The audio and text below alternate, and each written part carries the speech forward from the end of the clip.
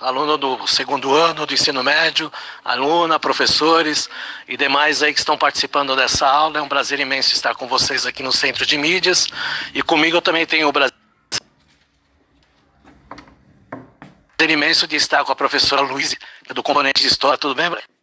Nas suas aulas. Eu desejo aí uma boa aula para todos os estudantes da segunda série do ensino.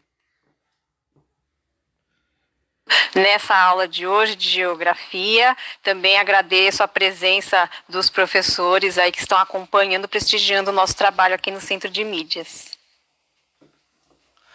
Então nós vamos aqui ter uma aula sobre a hierarquia e rede urbana brasileira. Eu vou pedir a gentileza para a professora Luísa estar mostrando aí para vocês, né, o nosso nome completo, né, e o que vamos trabalhar. Na aula de hoje, né, vai ser ministrada pelo professor Antônio Russo e mediada por mim, professora Luísa. Somos da equipe de Ciências Humanas, o professor Antônio da equipe de Geografia e eu da equipe de História do Ensino Médio do Centro de Mídias da Educação de São Paulo. E agora nós vamos conhecer as habilidades do currículo do Estado de São Paulo que nós vamos trabalhar na aula de hoje. Vai aparecer na tela para vocês. Então, as habilidades de hoje, da segunda série do ensino médio, são do segundo bimestre. A habilidade principal é analisar a composição da rede urbana brasileira e os temas e conteúdos aí gerais da nossa aula serão redes e hierarquias urbanas. Então, perfeito. Então, nós vamos ver aí a questão aí da hierarquia urbana brasileira. Antes de mais nada, eu vou dar os parabéns para os professores aí de Geografia, que hoje, dia 26 de junho, é o dia do professor de Geografia. Então, parabéns aí meus colegas de trabalho, né, por essa nobre profissão que nós temos, né, com os demais outros professores de outras disciplinas aí. Então, meus parabéns, os parabéns aí da professora Luísa e também do Centro de Mídias aí. Parabéns ao professor Antônio, aí, professor de Geografia, que está aqui com a gente no estúdio. Obrigado, professora. Então, vamos seguir aí. Nós vamos ter, antes de começar a questão da hierarquia urbana, saber o tanto que vocês aí conhecem sobre a questão aí do Brasil e dos seus estados. Então nós vamos ter aí uma leitura de análise do mapa que a professora Luísa vai apresentar para vocês aí. Isso mesmo. Então vai aparecer na tela para vocês um mapa para vocês observarem. Nós temos uma legenda desse mapa, é muito importante que vocês se atentem a isso. E nós temos duas questões a serem aí respondidas por vocês acerca da análise do mapa. Os alunos vão ter tempo, professor Antônio, para responder no chat? Vão ter alguns minutos aí para participar, né, professora? Será uns 2 minutos, será? Uns 2, 3 minutos a gente deixa aí. Isso, então vamos, como são duas questões de análise, eu acho que 1 minuto para cada uma é suficiente, vamos deixar 2 minutinhos e vai aparecer na tela agora para vocês, tá? Então observem o mapa e respondam. Na década de 1980, o Brasil era majoritariamente urbano ou rural? E a segunda pergunta, quais estados na década de 1980 tinham entre 67,1% e 96,8% de população urbana? Observem a legenda e o mapa, daqui 2 minutos a gente volta.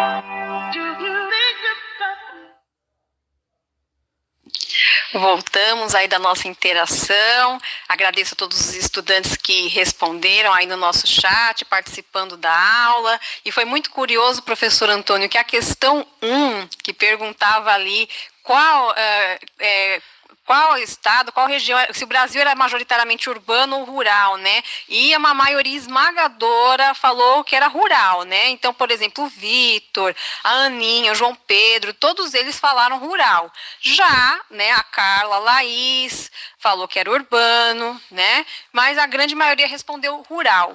Agora, a respeito da segunda questão, né, professor, que era quais estados na década de 80 tinham entre 67% e 98%, todos responderam corretamente que são os estados da região sudeste, né, que é ali onde aparece com vermelho escuro, né, quanto mais escuro, mais urbanizado, não é isso, professor? Perfeito, isso aí mesmo. E a maioria respondeu a questão 2 corretamente, que eu estou vendo aqui no chat, né, região sudeste, mais o estado do Rio Grande do Sul e também o estado de Goiás, onde tem o Distrito Federal também, tá? Então, foi bem equilibrado aí a questão do chat, né? Na questão 1, a maioria, né, não esteve tão atento, mas a questão 2, a grande maioria respondeu corretamente.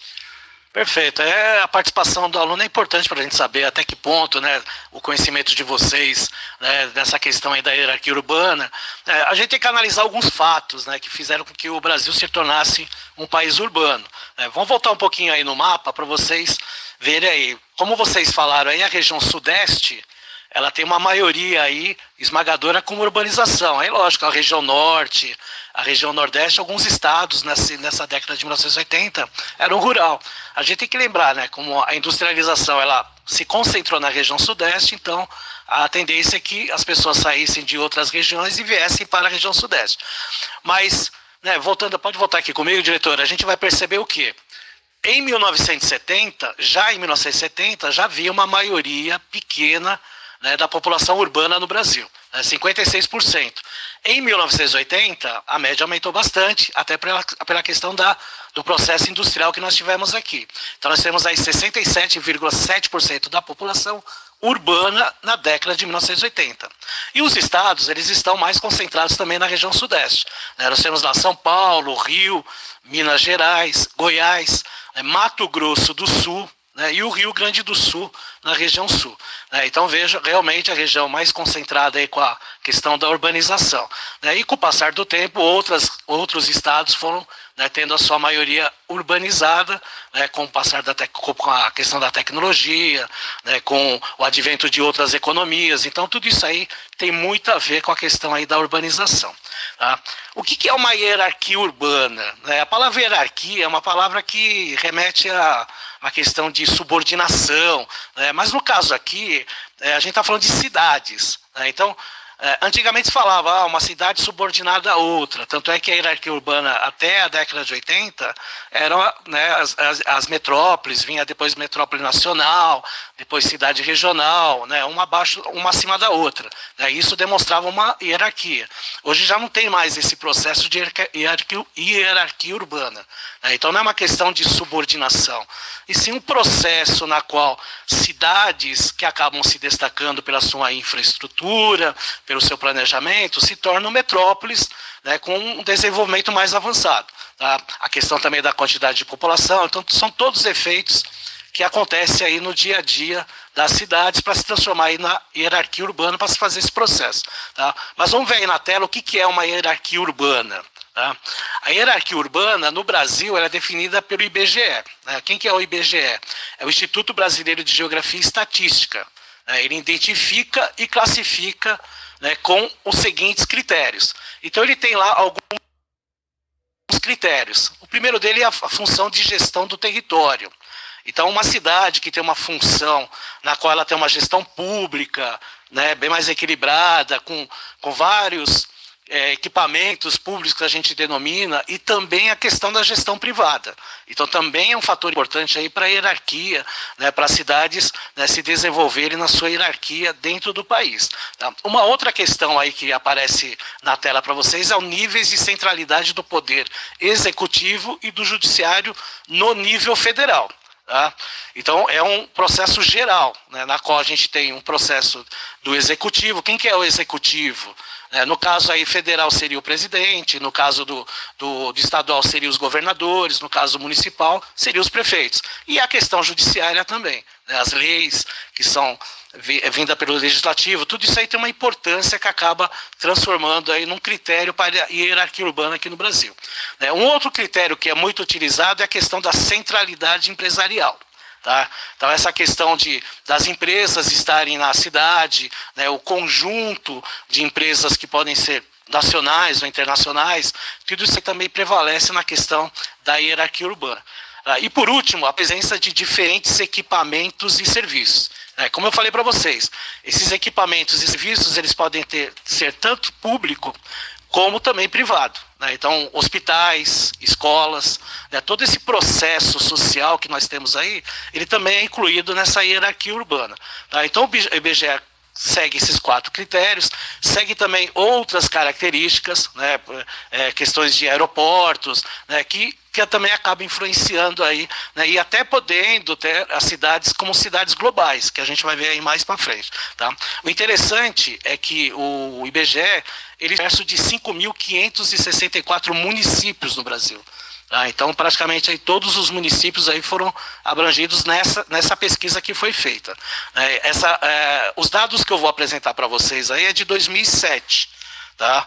Mas, professora, eu estava pesquisando hoje de manhã no site do IBGE e ontem saiu o de 2018. Olha isso. Então, aproveitando, eu trouxe também os dados de 2018, mas vou fazer uma relação com 2007, que é até importante ter essa relação. Exatamente, afinal são 10 anos, 11 anos de distância, né? Dá para a gente medir o quanto que o Brasil mudou, de repente evoluiu, como é que está essa questão passados 10 anos, né? E também é bom a gente colocar esse tipo de informação para que os estudantes compreendam que o conhecimento ele não é estático, né? À medida que pesquisas vão sendo feitas, né? Outras conclusões, né, vão sendo convencionadas ali, e outros dados, outras informações incorporadas. Então, o conhecimento ele tem um movimento ali, à medida em que vão sendo levantados dados, né, professor? Exatamente. Até para quem tem interesse nesses dados que são pesquisados aí, né, o site do IBGE ele tem, né, vários dados aí dos processos sociais, tem os censos, né, os censos são feitos a cada 10 anos, o censo de 2020 seria feito, né, mas por causa da pandemia vai ter aí um adiamento, mas tem dados aí ínfimos do que a gente tem, né, de várias quantidades aí de processos sociais, econômicos. Então é interessante aí para quem gosta desses dados aí. Tá? E essa característica que a gente vai ver da hierarquia urbana são dados de uma pesquisa que eles chamam de REGIC, né, que é regiões de influências das cidades, e o último aí, como eu falei, de 2018, que saiu ontem, né, porque também leva um tempo para datar tudo, para transformar isso numa informação, né, e registrar aí para nós, né. Então vamos ver aí as hierarquias dos centros urbanos. Tá? O IBGE classificou as cidades em 5 grandes níveis. Tá? E esses níveis são divididos em 2 ou 3 subníveis. Tá? Então nós temos níveis que nós chamamos de níveis hierárquicos urbanos, que aí vão prevalecer, né, dependendo das características de cada cidade. Tá? O principal que nós temos aí são as metrópoles. Tá? Então vocês vão aí acompanhar na tela, né? Em 2007 nós tínhamos 12 metrópoles. Tá? De 2018 apareceram mais 3 cidades que se caracterizam agora como metrópoles. Tá? Então são 15 principais centros urbanos do país que caracterizam por seu grande porte e por fortes relacionamentos entre si, além de, em geral, possuírem extensa área de influência direta. O conjunto foi dividido em 3 subníveis, segundo a extensão territorial e a intensidade destas relações. Então é o que eu falei para vocês anteriormente no início da aula. Quanto maior a relação dessa cidade com outras cidades, maior vai ser a sua hierarquia urbana dentro do seu país. Tá? Então é o caso, por exemplo, de São Paulo. Tá? Então o São Paulo está no nível A, ele é considerado a grande metrópole nacional. Então vocês vão observar aí na tela, nós tínhamos aí uma população de 19 milhões e meio em 2007, subiu para 21 milhões e meio, né, dados de 2018. Então a cidade de São Paulo é a única grande metrópole nacional que nós temos aqui no Brasil. Tá? E essa influência que a São Paulo mostra é nível nacional e internacional também. Tá? Então ela está destacada como uma grande metrópole nacional pelos seus aspectos gerais do que ele tem dentro da sua cidade. Tudo bem? As metrópoles nacionais que nós temos no Brasil, que é o item B, é Rio de Janeiro e Brasília. Então permanecem. A população do Rio de Janeiro subiu de 11,8 milhões para 12,7 e a população de Brasília subiu de 3,2 para 3,9 milhões, 3 milhões e 900 mil pessoas. Tá? Eles estão, logicamente, no primeiro nível da gestação territorial, juntamente com São Paulo, constituem focos para centros localizados em todo o país. E Brasília tem um destaque, ela é a capital do Brasil. Então, ela é o centro administrativo do país. Tá? Então, isso é importante retratar. Por causa disso, também dá um destaque para Brasília, principalmente nessa questão da sua centralização administrativa. Tudo bem? Brasília foi fundada em 1960, substituindo o Rio de Janeiro como a capital do país. Tá? Agora, do item C, que é a terceira característica que nós temos aí, né, vocês vão aí acompanhar na tela, ela tem um outro perfil. Tá? Então, são mais municípios, tá, que são relacionados nessa relação. Então nós são capitais. A única exceção aí que a gente acrescenta é a questão de Campinas. Tá? Campinas hoje, que é uma cidade paulista, ela acaba sendo agregada nessa relação aí com as outras metrópoles. Tá? Também foi encaixado aí a relação de Florianópolis, né, que não fazia parte, que é a capital de Santa Catarina, e Vitória do Espírito Santo. Tá? Então eram 12 cidades, né, que eram todas capitais, Manaus, Belém, Fortaleza e outras, e o interessante é que a cidade de Campinas hoje também é considerada uma metrópole. Então o estado de São Paulo tem 2 metrópoles, tá? Diferentemente de outros estados que praticamente alguns têm metrópoles e outros têm centros que são menos responsáveis, aí tem uma menos situação do que as questões das metrópoles aí, tudo bem? E interessante destacar que São Paulo tem vários aspectos, principalmente econômicos, que acabam influenciando em todo o Brasil. Né? Então, por exemplo, nós temos aí uma renda per capita aqui em São Paulo de R$42 mil, né? Que é a renda aí, que seria uma renda dividida entre o PIB da cidade com o total da população. Então, uma média aí de R$42 mil. É lógico que a gente sabe que, né, no geral, isso aí não é... A distribuição de renda é bem diferente, né? Então, a gente tem uma distribuição que não é aquela que deveria ser, né? Mas para vocês terem uma ideia, mas Campinas até tem mais. Lógico que tem uma população menor, então ela tem lá R$48 mil de renda per capita. Por um dos motivos do destaque de colocar Campinas como sendo uma metrópole também nesse patamar aí, um pouquinho menor, né, professor? Exatamente, é interessante isso. Até vou compartilhar uma experiência pessoal com todos vocês. Acho que no começo dos anos 2000, meados dos anos 2000, meus pais moraram em Brasília, né? E, né, a gente sempre morou aqui em São Paulo, a gente é daqui de São Paulo, era muito curioso ir lá, e às vezes as pessoas falavam, nossa, isso aqui é chique, veio de São Paulo, né? E eu ficava, mas gente, isso aqui é a capital do Brasil, né? Então essa questão da hierarquia passa muito pela questão de o quanto a cidade se relaciona com uma região do entorno, uma importância econômica, né? Porque Brasília não tem essa questão econômica tão forte, né? Por ser um centro administrativo, um centro político, né? Então a questão do comércio, da indústria lá é um pouco, não é tão grande quanto aqui em São Paulo, né, professor? É verdade, esse estigma de cidade administrativa, ela acaba, né, cidade política, né, então ela acaba sendo que prejudicando um pouco Brasília, até por questões até de localização, uma região central, né? Então tem vários aspectos aí, porque ainda o Brasil ainda tem essa questão de localidade litorânea, né? Próximo de litoral, né? Então está saindo, mas está muito lento, né? Em relação do que a gente foi, colônia em 1500 até 1822, então esse processo ele foi lento por um certo período e, lógico, a partir da década de 1950 deu uma acelerada, mas ainda poderia ser melhor, né? Mas estamos melhorando, Exatamente. Né? A própria transferência da capital do Rio de Janeiro para Brasília era para ver se trazia aquele desenvolvimento econômico para o centro do país, né? Mas como o professor disse, a questão administrativa ficou tão forte que a Brasília carrega isso até hoje. Então, desenvolvimento econômico nesse sentido, como é aqui, de sede de bancos, sede de empresas, de grandes indústrias, isso lá em Brasília não é uma prioridade, né? E uma curiosidade também é que Brasília não tem prefeitura, né, professor? É verdade, tem um detalhe aí, né? Tem lá suas cidades satélites ao redor, né? Mas aí tem esses complicadores aí, tá? Bom, uma segunda hierarquia urbana que nós temos aí são as capitais regionais, tá? Então, acompanhem na tela, elas integram, né, em 2007 eram 70 centros, passaram para 97 em 2018. Né? Como as metrópoles também se relacionam com o extrato superior da rede urbana. Então tem capacidade de gestão no nível imediatamente inferior ao das metrópoles. Tem área de influência de âmbito regional, sendo referidas como destino para um conjunto de atividades por grande número de municípios.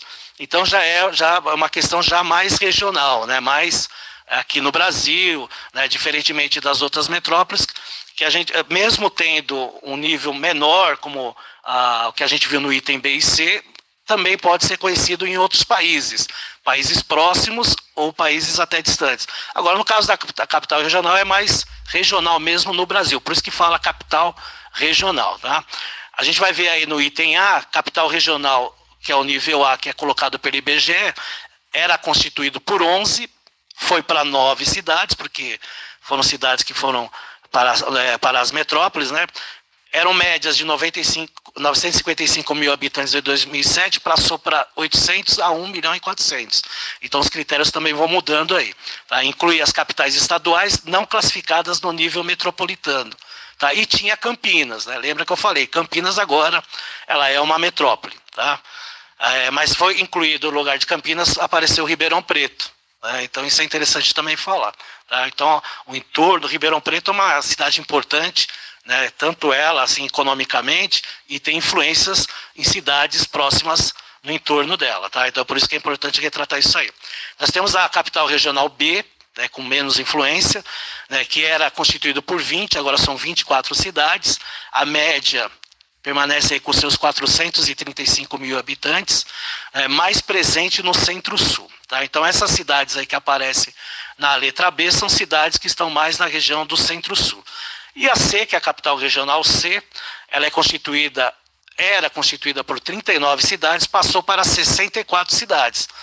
A média era de 250 mil habitantes, passou para 300 mil a partir de 2018. E elas fazem parte aí de outras regiões do país. Tá? Então já vimos aí essas regiões aí que são mais capitais, né, no nível A, né, e aí, logicamente, pelas características das cidades, pelos seus equipamentos que se tem lá, vão diminuindo a sua influência, né, ao redor dela. Tá?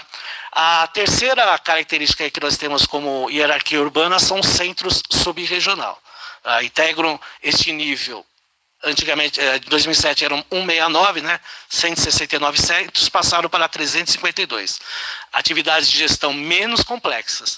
Tem área de atuação mais reduzida e seus relacionamentos com centros externos à sua própria rede. Em geral, apenas com as 3 metrópoles nacional. Com presença mais adensada nas áreas de maior ocupação do Nordeste e do Centro-Sul.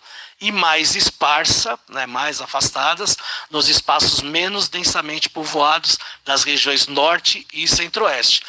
A região Norte e Centro-Oeste são as regiões menos povoadas. Então, obviamente, os seus centros, as suas cidades, elas têm um esparçamento entre elas muito maior, o que dificulta essa relação que nós falamos aí da hierarquia urbana. Tá? Então, no item A, nós temos o Centro Subregional A, que ele é constituído, era por 85, agora por 96 cidades, né, com média de 95 mil habitantes. E o Centro Subregional B, que era constituído por 79, agora são 256 cidades com média de 71 mil habitantes, tá, com influências bem menores. Então vocês estão vendo aí que vão cada vez mais, né, descendo, né, as influências desses centros. Né, por isso que se fala nessa palavra hierarquia urbana. Lembrando, não como subordinação, mas sim como influências, né, regionais, nacionais e até internacionais. Tá? Nesse último item aí que a gente vai ver, que é o quinto, né, dessas relações da hierarquia urbana, nós temos o centro local. Aí é óbvio, né, que a gente sabe que são mais de 5.500 municípios no Brasil, boa parte dos municípios brasileiros estão concentrados no centro local. Então acompanhe aí na tela. Eram 4.473 municípios, passou para 4.037 em 2018. Diminuiu porque eles foram avançando nas suas influências. Tem que lembrar das tecnologias, né? Meio de transporte, meio de comunicação, ajuda também nessas influências aí. A centralidade e atuação não extrapolam os limites do seu município, servindo apenas aos seus habitantes. Tem população entre 10 mil, né, com médias de 8.133 habitantes. Então vocês viram aí que a hierarquia urbana, né, elas passam de centros até chegar em metrópoles. Então as influências sempre vão depender aí dos poderes, né, econômicos, políticos, administrativos, das gestões públicas e privadas que nós temos nessas cidades. Tudo bem? E é o que eu falei para vocês. Mais detalhes, entra no site do IBGE, pesquisa lá no Regi, que aí vocês vão ver dados atualíssimos que saíram ontem, né, que aí vocês vão ter essa percepção dessa hierarquia urbana que é importante para vocês aí.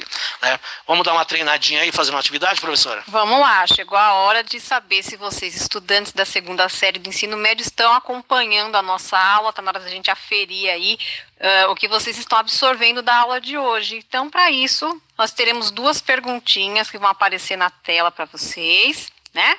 Então, olha só, primeira pergunta: por que a cidade de São Paulo é a única no país considerada como grande metrópole nacional? Que condição coloca São Paulo nesse patamar? E 2, quais são as duas cidades consideradas metrópoles nacionais? Quanto tempo, professor? Rapidinho, são perguntas fáceis, né? 2 minutinhos no máximo, tá ótimo. Beleza, então daqui 2 minutos a gente volta, gente.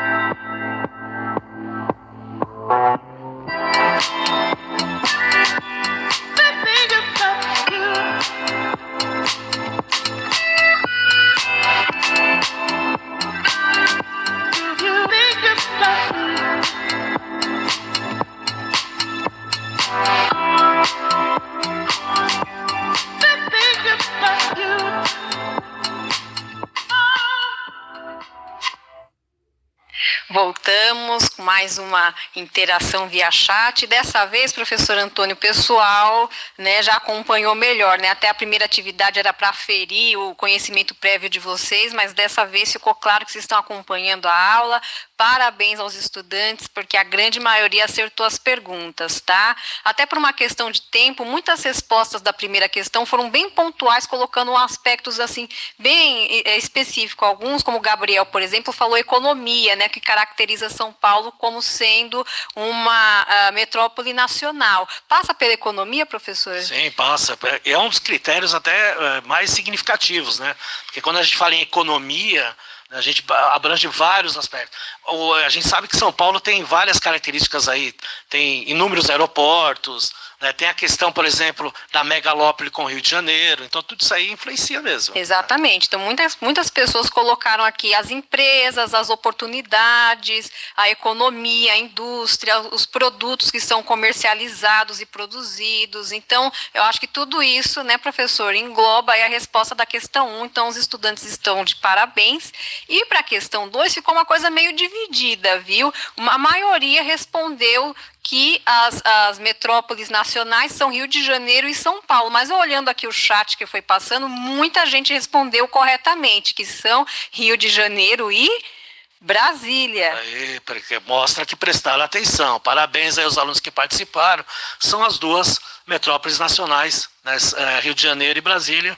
Lembrando que São Paulo é a grande metrópole nacional. Tá ok? Parece que agora nós temos um vídeo, né, professora? Exatamente. Nós vamos assistir a um vídeo sobre desenvolvimento sustentável. Então, daqui a pouquinho a gente volta.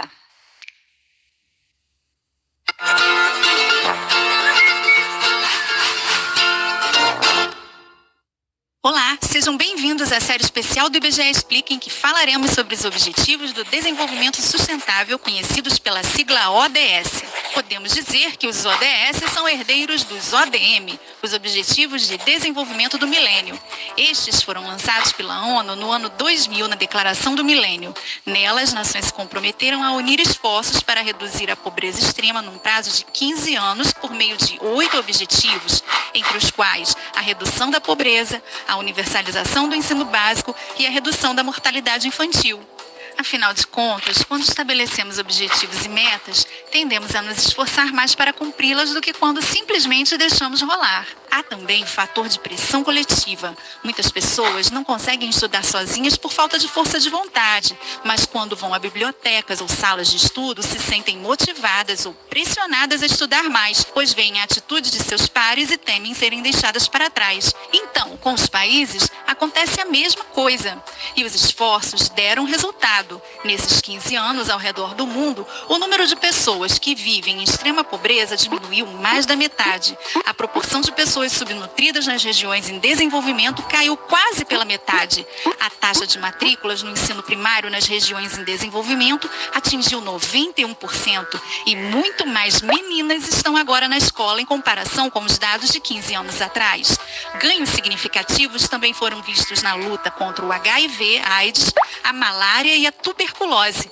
A taxa de mortalidade de menores de 5 anos diminuiu mais da metade e a mortalidade materna caiu 45% no mundo. A meta de reduzir pela metade a proporção de pessoas que não têm acesso a fontes de água potável também foi alcançada. Embora os resultados sejam bastante expressivos, há ainda muito a ser feito. Como o prazo para alcançar os objetivos do milênio se esgotou em 31 de dezembro de 2015, foi aprovada por 193 líderes mundiais em 25 de setembro de 2015 a Agenda 2030. Ela consiste em um plano de ação colaborativo ainda mais ambicioso do que seu antecessor, buscando erradicar a pobreza extrema, combater a desigualdade e a injustiça e conter as mudanças climáticas. Para emplacar essa agenda, foram criados 17 objetivos, denominados Objetivos de Desenvolvimento Sustentável. Esses objetivos se desdobram em 169 metas. Assim, os governos podem planejar, implementar, monitorar e controlar políticas públicas que busquem atingir essas metas metas de maneira mais sistematizada e uniforme, permitindo, por meio de indicadores, a comparação de resultados e análises históricas. Os esforços não se restringem somente à decisão de líderes e da alta burocracia. Ela engloba também ONGs, empresas privadas e você. O papel da sociedade é fundamental, com ações que corroborem com os objetivos e acompanhando seus representantes, para que as obrigações assumidas com a agenda sejam postas em prática. Somente agindo de forma convergente, conseguiremos atingir esses ambiciosos objetivos. Fique atento! Nós do IBGE Explica estamos preparando uma série de 17 vídeos, um para cada objetivo, detalhando cada um deles. Quer ficar PhD no tema? Assista também ao nosso vídeo sobre os indicadores de desenvolvimento sustentável e entenda afinal o que é desenvolvimento sustentável. Além disso, confira também os ótimos vídeos do PNUD sobre os ODS. É isso, ficamos por aqui. Não deixe de assinar nosso canal e nos ajudar a disseminar informação pelo país. Até a próxima! E aí, gostaram do vídeo? Importante é retratar, né, os 10, desses 17, né? Então são 17 vídeos, vocês podem depois pesquisar no YouTube ou no próprio site do IBGE. E nós, né, sugerimos que, para acompanhar em relação a essa aula que vocês estão tendo, pesquise aí a ODS 11, que fala sobre cidades e comunidades sustentáveis. É um vídeo rápido de 3 minutos e tem relação com o que a gente está falando aqui sobre a questão da urbanização e das cidades. Ok? Vamos dar sequência aí falando sobre a rede urbana. Então vamos acompanhar aí na tela o que é uma rede urbana. Ela é um sistema de cidades interligadas por redes de transportes, saneamento e comunicações que viabilizam os fluxos de pessoas, mercadorias, informações e capitais. Então a palavra rede mesmo, é só imaginar a questão da rede do pescador, né? A globalização trabalha muito com isso, redes interligadas. Tá? Aproveitando, já que já estamos aí na tela, aí vocês vão ver aí um mapa da rede urbana do Brasil. Tá? Lembrando que esse mapa é de 2007, depois vocês podem ver lá no atualizado de 2018, não mudou muito.